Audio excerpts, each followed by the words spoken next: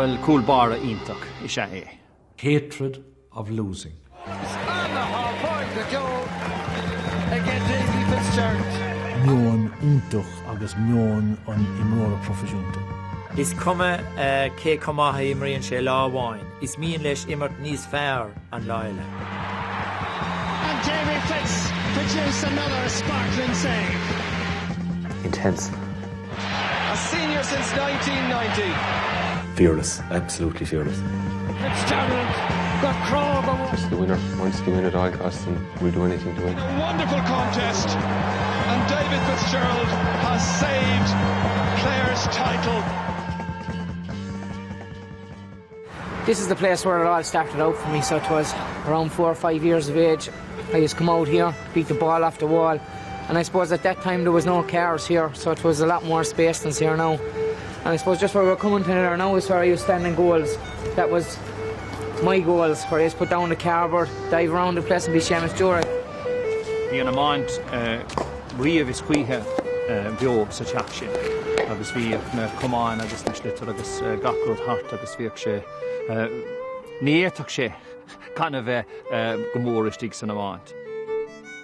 Bhui sé go dtí an scoil náisiúnta idir dána geannaigh. Bhí fuireann anna láidir acás na hochtadaí, agus is cuinnlam Fitzy ins na cúil an lead anna bheog seo. Na daoine a bhí ag fécinn den na dlíthe sin, bhí isacha go raibh cúlbára úntach na dhéhhain ag drí dána ceannach, ach bhí mínach de cúlbára úntach don chlár ann. Hánig Davy isteach go láiste leán sa céadúir timpeall déirthing 8 cahar nó mar sin. Flannan's was brilliant hurling-wise. I don't know would I have lasted it otherwise, to tell you the truth, you know. Let's just say I wouldn't have been one of these guys that was mad into doing homework or studying or anything like that. All I wanted to do was get out of class to go hurling. Bhí cluiche ceannis an hartaigh idir gá scoil ó chunta an chlár. Ó choláiste le láin, go raibh Davy ag immert lá, agus scoil néamh Pádraig an sa sinne. That is one of the main ambitions when you're playing hurling is to win a Harty on Ireland, you know. The land is na daoine bhí ag immert is den dá ar an sin. Is ón na fáinna sin a tháinig formhór na manúirí sin. A bhí ag cluiche ceannis na héan 8 agus bin tosach éiseirí imána an chlár. Bin an tosach agus páirt mór ag Davy acás san éiseirí sin. Thing I'll never forget about that was even the day of the Ireland final, gone in the bus to Crow Park, and we'd 4 guards giving an escort in, and we flying in the bus and the sirens are going, and even though we lost, running out in that field and playing there, you just say to yourself, I want more of this. In lídeag nuocha tháinig na seansan na sin chuige, nuair a bhíonn tippeadach len géinear ina bhainisteoid ar a glár. The one thing I had felt in the Clare team, and I think the difference was that we weren't close as a bunch. Len Gaynor had tried to bring us closer together as a team. Ach faoin na stúr thug sé 3 bliain ar chluife ceannis na mún a bhaint amach. We played a Tipperary team. I reckon it just was on fire the same day. Tipperary playing it at their own pace right now, very much in command. They knew we had beaten them in Cork, so they went for us early, you know, and they got in their punch early. It's Cross. Oh, that's a great goal. That's a marvellous goal by Anthony Cross. Bhí rud amháin le déanamh gcuingi nach a cahar, you know, an bóchant dal ar Tubradarn. Mar de cuireamar gachrod isteach le haigan cliffe I gcuine Tubradarn, comar amach I gcuine limnach an sin in san final. Wing back to Kieran Carey. The marking now is absent. Sign of a tired and dispirited team. It was terrible to collapse a bit again in the Munster final. All you want to do is make that breakthrough. Is this the day we're going to make it, you're saying to yourself, and then another letdown, and then you're nearly afraid to walk around in it with embarrassment, so you are, you know. Forfar na daoine going an chlár. Ceapadar gurvéis an dara. Beidir gur ceapadar chuma gur an scéal faoi bhallacht an tean chailí bidí early fear nach muach amonithe chláid éimrod go brach. A tháinig bainisteoir nua gorbacht ar géinear, Canada a dionach iirecht, Jerech leis an mita sin. Ír leich éimach an chundé, Jarlach Nan. The most important thing with, I suppose, Loughnane taking over, I think, was his presence.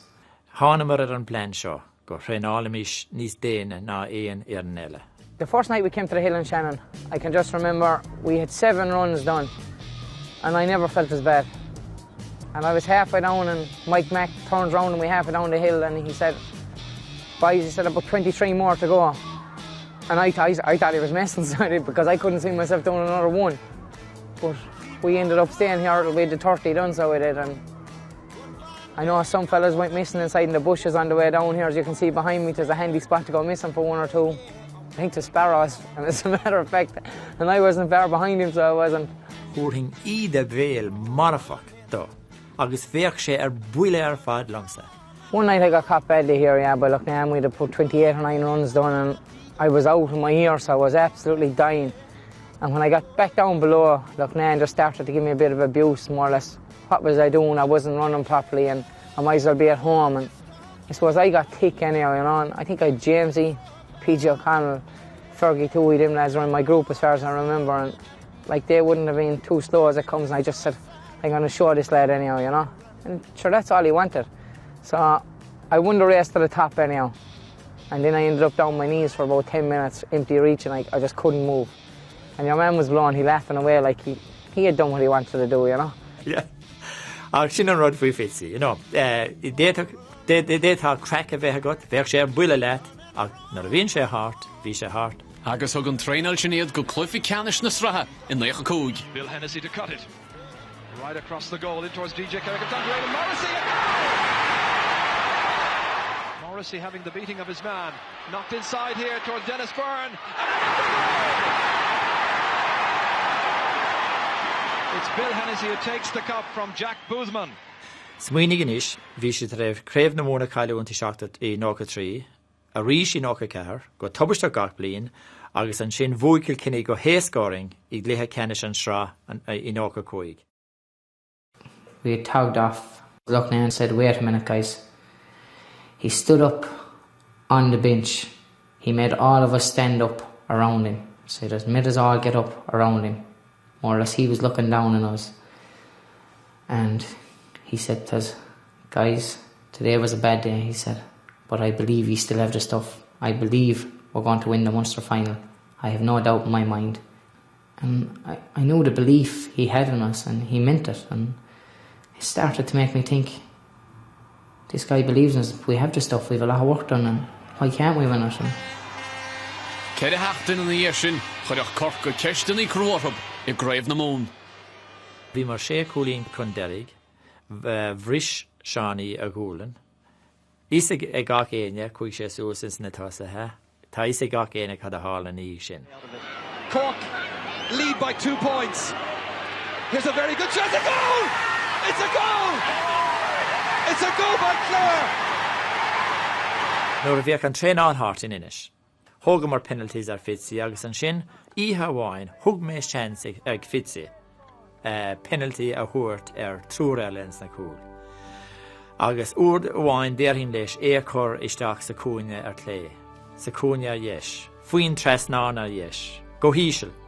Agus cuir sé an le rá díreach sa náid ina dúirt mé leis. Agus puck fásach tréin a bhí aige. Agus tháinig sé isteach I meganéis. You know, dá bhaimiis penalty I gluthe cenis na mún.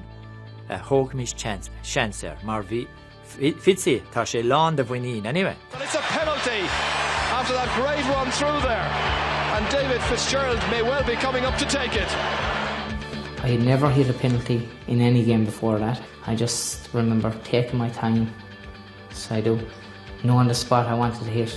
It's strange for a goalie to take it, but it doesn't matter. I suppose if he scores, they'll be delighted. Bhí méid fécant ar an líon, ar an líontán, méid fécant ar an rodile. Agus is cuinnum go maith an bulge a rinne an líróid ar an líon ar a chuid séiste.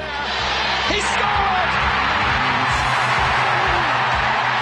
Bhí mar cinnte tar éis sé sin go múchnis créamh na mún. When the net rattled, it was the most unreal feeling. because I was just after busting a blood vessel in my leg before that, and I wasn't able to walk, and I was in lab pain. And when that went in, there was no pain for the next 5 minutes anyway, so there wasn't. Well, Clare have won it! Clare are the monster champions! When that whistle blew, to me, the best moment I've ever had out of sport was that 3 or 4 minutes afterwards. The emotion on people's faces was something I'll never ever forget. And I suppose my dad, who wouldn't be an emotional man, came out and caught me up, and I see emotions in him I never seen. And that's better than any medal or anything you'll ever get. The curse of Biddy Early is consigned to history. And now the moment Old Clare has waited for, and probably 30 other counties as well. Anthony Daly of the Clare Castle Magpies leads off the Bannermen. What you dream about, running out in Crow Park in front of 60,000-70,000 people. You couldn't hear yourself outside there when you run out. I remember running out that tunnel and hearing the noise to put the hair standing on your head. Dropped by Dáithí Regan initially. Chance now once again to Laochra. Sinnig Chalksús go dtí Láthama, fuair Michael Dignan and Leroyd. Michael Dignan motoring in, looking around to see what's on. Rinne sé iarach ar cúlí náil. Ach bhí Fitzy ag iarraí an Leroyd a ceannsú ar Cumán, agus rinne sé botún, agus cúil sé har an líon. A mistake by David Fitzgerald. Michael Dignan, I think, will take the credit. That with just 2 minutes. That's so good for granted, I suppose. He was clearing it before he had control. So should have caught it really, shouldn't he? What a mistake. To try and kill it, and then it just to drop behind the line. And if that wasn't bad enough, then when I hit the puck out, I had to watch it about 3 more times on the big screen down the other side of the field. That really rubbed it in, so it did. But they're very much in this in a meaningful way, in spite of that goal by Michael Dignan with 2 minutes to go. Because we all went over to him in the dressing room. Needless, a lot of it, you know, and I suppose he had enough things in his head, but everyone was going over trying to pick him up a bit.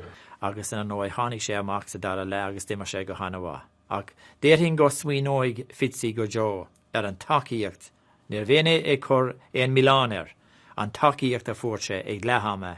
This is the save just a moment ago here by David Fitzgerald. And he's had to recover his composure and his confidence after the lapse in the first half. I was thinking, if we lost that game, I might as well not go back to Clare. After the goal I let in, it was on my mind, and no, flat now, being honest. So it was, and I couldn't relax even with 2 or 3 minutes to go on with your pint up or hanging in there like And Clare are just about to win! They've won! Clare have won the All-Ireland! There's a rumour going around, David Fitzgerald, that you left in the goal in the first half deliberately to give the Offaly lads a chance. Is it true? Yeah, Marty, I think you should believe that, actually, yeah. I'm looking for any excuse at the moment anyhow to deny that, but...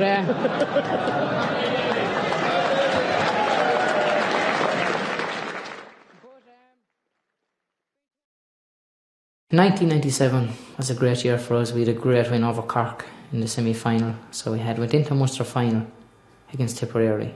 And to win a Munster championship, beating Cork and Tip, is something special. And we had to do it against Tipperary. That was it. And look, Nan emphasised that. We had to beat Tip in a Munster final. In the last minute of this 108th Munster hurling final, Ryan curling it in delightfully. In towards Cahill once more. Across to John Leahy. Oh, he didn't connect as he would have wished. And there was a goal chance there, and he's missed it. I maintain I'd have stopped it anyhow. God only knows. Bhí Cork agus Tibredár in clíte, agus a fannach le sa chlufi le cheannis. Cil chunne. Chosí mar an cléthe. Có tapig sin nach raibh Isa Kilkenny céad a bhí ag tarlú. Ach anna háachta ar fad, ní lisa gom cén ad a bhí fuair bhí mar beda cead a cúlín cuaicúlín contasig agus fuair Kilkenny poc Erica. Bhí mé díreach te fiad an cúl. Cheas díide amach an Leroyd. Bhí mar cinnte go raibh sé géirí cúláin. Leis sin thosaigh Fitzy ag béice. Cheas sé taobh muid den bheirt eile. Thosaigh sé ag béice díide a dhíthe le dhéanamh. Bhí DJ mu agus ag fécant agus ag géisteach there. Now bhí cúpla duine eile ag bécant beda fiú. Come on. I think he was roaring out at Kerry, and look, Nan was behind the goal. If you watch it again, roaring out at the three of us to stand up to it and save it. I'm person who likes to think out the game even before it happens, and I thought the situation out. And I remember when they got it, I said to Daly and Dyler, just get in, we're going to stop it. Kilkenny trailing by 4 points. Here comes DJ. Great save by Davy Fitzgerald. Búil sé buile marfach an léró. Marfach. Bhí mé ag díreach an ag an líontáin. Bhí an léróid ag teacht. Ní amháin go Stopfitzi é. Stopfitzi é agus cas sé é ar le taobh. Nuair a bhí brú mór agus brú mór ar an bhirn. Sin an am go raibh Fitzi ábailte. Na rudaí is fearr a dhéanamh. Well, ag glutha ceannis na hÉireann, bhí na fórnán na cothan ar fad. Fuair Jamesy, cooling glóirtha. A minute to go. Jamesy O'Connor, will this be the winner? It may be. Jamesy O'Connor. Díreach an puck amach. Tháinig an léróid go dtí John Leahy agus spás ag Leahy. Here's Leahy at the other end. I couldn't believe when I saw him winding up. And I suppose the worst thoughts possible ran through your mind. And I suppose for Clare, people, for Leahy, above anyone else to do it. He was on my left as I looked out, so that meant he was going to shoot any forward worth his salt will nearly shoot across your body, which makes you turn your hurley around. Oh, here's Leahy at the other end. It's stopped, it's saved. It's a great save by Davy Fitzgerald. And there was a chance for Tipperary to go back in front again. Deran a lán díine. Nach puck leider a hug Leahy air. Now, Sweeney, an nome Deranach, de clithe ceannis na hÉireann. An rivalry a bhí ann idir an Cláraigs a Tipperary. It was definitely probably the most important save I made. Mightn't have been the best by a long shot, but it was the most important. Smíoig mis go jo ar an haváil sin ar ina Fitzi. Bíon láfuile ag gach imdúidir chundé. Bheadh sé Davy, chábh líana na dhéisiún. Ag dul raigan is go dtí néadú nóchan é, an cluiche is fearr dá lomsa dimar Fitzi riamh. In aig Tipperary, gus iad lán de bhuinín ag dul isteach. I'd probably never have a day like it again. Rinne sé trí haváil ó Paul Shelley. Ceann amháin haváil den scoth ar fad a bhí ann. It's Paul Shelley winning the race against Frank Lowen. Can he get a goal here? Oh, it's a great save, and it's gone out for a 65. Paul Shelley did everything, but David Fitzgerald was equal to it. This was the moment when Tipperary probably felt, we're going to win this match. That was a fantastic piece of goalkeeping by Fitzgerald. Agus an sin ag deire an cluiche. Nuair a fuair an clár an penalty. As he was going up the field, I had a sense of, he'll score this. Like, if any man in the country want to take this at this time, it was him. If I missed, that was it. When him were looking into a clear crowd like and saying, you have to nail this one. This is the moment. Clare must get a goal here. David Fitzgerald has scored! It was some feeling. I'm running back from that after scoring again. In the 71st minute, how much time is left? It's all over. Tip thought they had done enough, but they couldn't prevent that penalty goal by David Fitzgerald. Na dehannaí chéanna, ach a tám seo, Fitzi le nach leab, drotha dá nó gearnaí. When I'm at your club as Everton, I've won 6 senior championships, 2 Munster clubs, an All-Ireland club. Winning that day in March 96 was extremely special. Gregory O'Kane, they've got a man over, they don't need it, and it's a great save, and the ball's gone wide. It's getting very dark, Gilligan again, great stop however by Paul Malloy, back in again, it's a goal, and it's David Chaplin with a second. Gary O'Kane lobbing it in towards Gregory, and that's wonderfully stopped on the line by David Fitzgerald, back in by Elliott. Best club there was in Ireland. So that's something that you can never forget. I'm a Bridgeman and I'll always be that way, no matter what the story is, whether they like you or don't like you. That's the way I see it, and I'd be passionate about that. Ní hagan buin éis go chogéine, ach tar siad siarthaí ag Davy, bíoch se le na choimidúirí, nó ina éonar. We're here with Darren, who does all the personal training with me, just here in his gym, and this is where some of the tough stuff is done.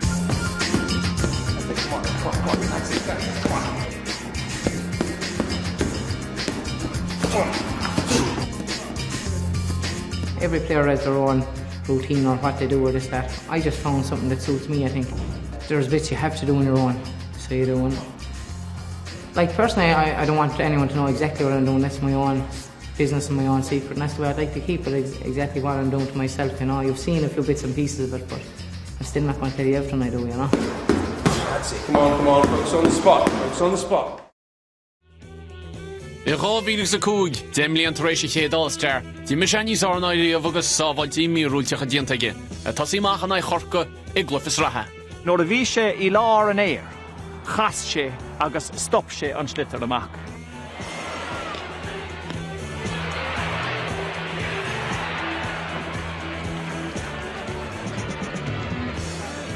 Agus ba ionta chun sábháilte sin.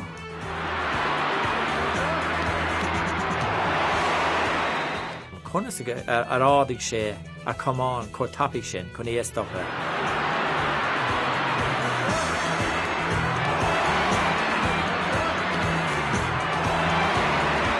Mirúilt de habháil ar fad a bhíonn sé.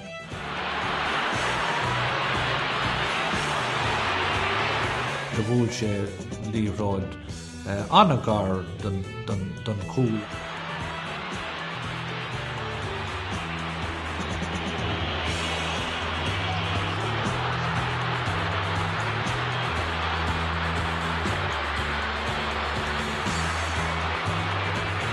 That save to me would sort of sum him up. He knew there was a great chance of getting the belt of the ball and the hurley, and he just still came out and threw himself at it.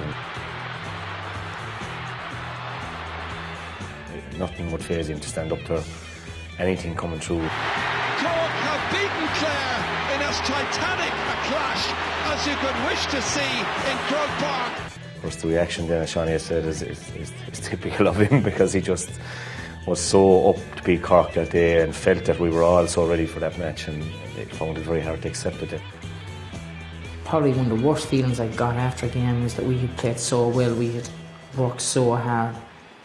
I just couldn't believe it. The thoughts that came into my head, being honest, were, am I finished? Is this it? Am I going to finish like this? I don't feel that we deserve to finish like this. Fiú sa méid sin ama caiite go tréinal, tá sé tosaí bainistú, agus grú IT limní corn bheith gibún finistúr in rábhíleach sa cúig. Beg sé go maith mar bhainisteoir, tá an bóthar sin tócaige hena féin. I took teams that had won nothing, and to see LIT win first Fitzgerald, brilliant. Ach an tréas mór atá ag teistáil a bainisteoir ná bheith cliste. Now, níl an clisteacht sin fós ag Fitzi. Agus caithigh sé sin ag clachta, agus ní thiocigh sé sin ach ó heithí. Is má le Fitzi be ag léimsús ag ré ag caint an tam go léir, ach chun de bheithí do bainisteoir má caithigh tú smíanamh. Everyone makes mistakes, and I've yet to see a manager that hasn't. If you can say to yourself, I have given it everything I can, I have been totally honest with the players I have and treated them right, then I think you've done a lot. Lás mo gan amóint tá daoine Harbheith special to seal Davy, go háirithe wach, column. Your family is everything. Family is very important, and they've been great to me. They've supported me all the time. Whether it's good or bad, they're always there. My little Colum is probably the most important person in my life, and that he enjoys the hurling so much is fantastic. He travels to all the games, he's nearly part of the team with us at the moment, you know, and I'm just happy to see him that way. I can look in the mirror and I can say to myself when I finish that I gave it everything I had. So I did everything I had to Clare, and to Six Mile Bridge, which means an awful lot to me. And I think any person that can say that have to be happy with what they've done and what they've achieved. Tá sé cantalach. Ní ein tín sé léine, ní ein tín sé leis féin orta. And you can see that Davy Fitzgerald is absolutely furious. We'd have no doubts in our minds, but if his body had to be sacrificed for the cause, it would be. You can play all the mind games in the world with Davy Fitz. He absolutely loves it. He's not intimidated by mind games. Thug sé anna bhisnach agus thug sé anna féin sprid doinge mar lucht lenúna. Nóair a héan sé ar an barc, níl aine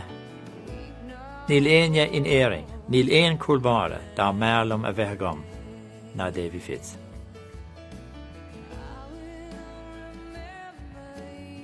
I'd set very high standards for myself, and when I'm not achieving them, and when I'm not any good to Clare on the field or 6 Mile Bridge, probably know that my time is up, and hopefully I'll have another bit of time.